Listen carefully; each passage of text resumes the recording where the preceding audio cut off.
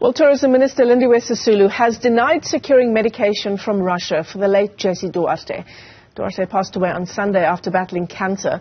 Now, the South African Health Products Regulatory Authority says it's now engaging with the Minister's office on these allegations to give us an understanding of the procedures that need to be taken to bring medication from another country to South Africa. We're now joined by the CEO of SAHPRA, that's Dr. Boitumelo Semete-Makokotlela, who joins us via our phone lines this morning. Dr. Makokotlela, great to have you with us on the program. Let me just check as a start whether you can hear me. I hear you very clearly. Thank you for having me. Oh, wonderful. Thank you very much for coming on. So the Minister of Tourism now says that her comments over the weekend were actually misconstrued. She says, the medication that she had in mind was just that. It was in her mind. It was not in her pocket. But on the face of it, what was SAHPRA concerned about insofar as this idea of bringing medication from another country to South Africa? Sure. Thank you so much again for having me. So, until we get the facts ourselves from the Minister, it will be very difficult for me to comment on, what was contained in the various media articles, etc. But we thought we would utilize this opportunity to educate the public and various stakeholders in terms of the process that needs to be followed for anyone or for any institution or entity to bring in medication into the country, because it is a regulated sector and we must ensure that proper processes are followed, because if they're not followed, then it is a breach of our medicine act. Yeah.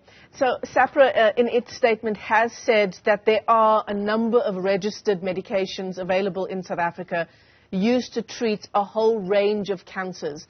But that doesn't mean that an oncologist can't have access to other medications, but there is a process. Am I understanding that correctly?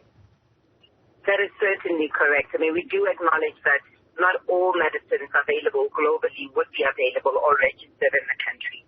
And a number of healthcare practitioners are quite familiar with this process, wherein if you want to access an unregistered product that is not available in the country, you then put in an application to SAHPRA, and we would consider that. And this is also enabled within our Act. It is Section 21 of our Act. Mm-hmm. But, we would need to consider the specific application, understand the rationale, the clinical context, and this would be for a specific patient that the doctor would have asked for, and the specific quantity.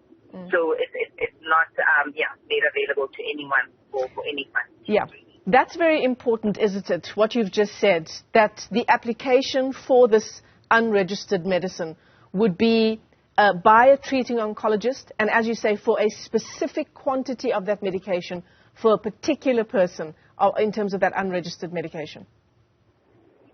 Certainly, and this is where, we work closely with the healthcare professionals, because they are the experts. And, we do believe that in the country we've got, very strong and very high expertise in the various clinical disciplines. And so we would then consider the application, and it has to be by the healthcare professional. Shall we talk, Dr. Makokotlela, about the process of importing and exporting medication, insofar as SAHPRA is concerned? There are obviously strict guidelines and there are strict regulations in terms of import and export. Who are the entities who are able to apply to SAHPRA to do so?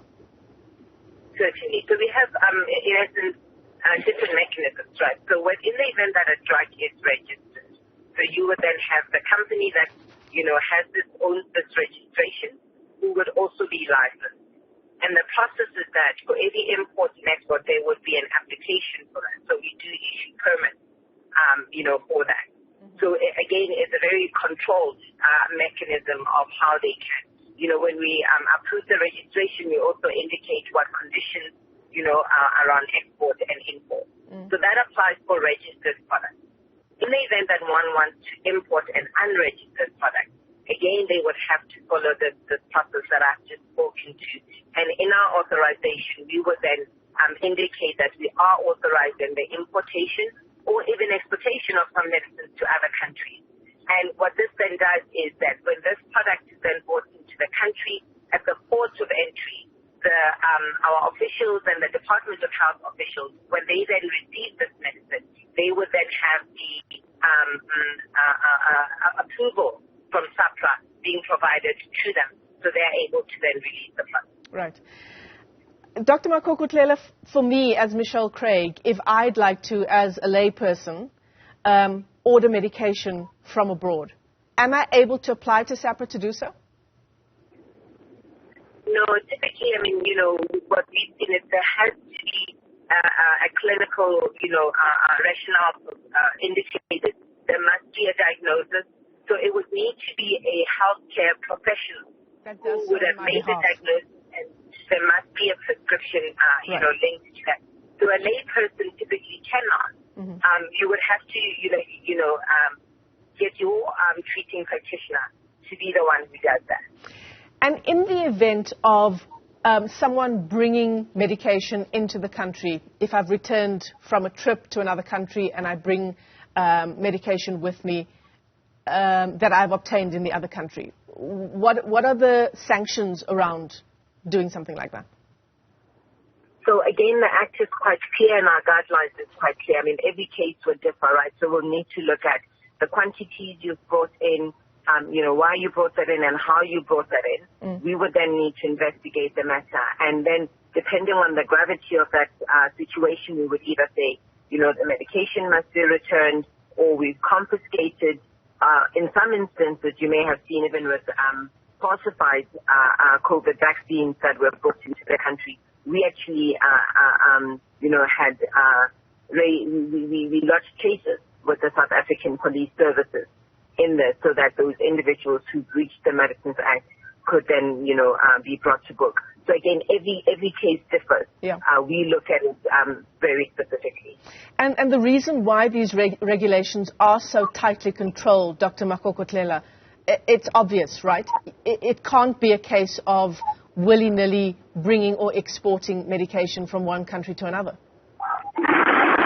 Certainly. I mean, the safety of the public is utmost to us, and we want to ensure that, the public does access safe, quality medicines that is also effective. So, for one to be able to be certain that whatever medicine they're accessing, it has to then have gone through the regulatory process. So it's really to safeguard the public. Dr. Boitumelo Semete-Makokotlela, the CEO of the South African Health Products Regulatory Authority, thanks very much indeed for your time this morning.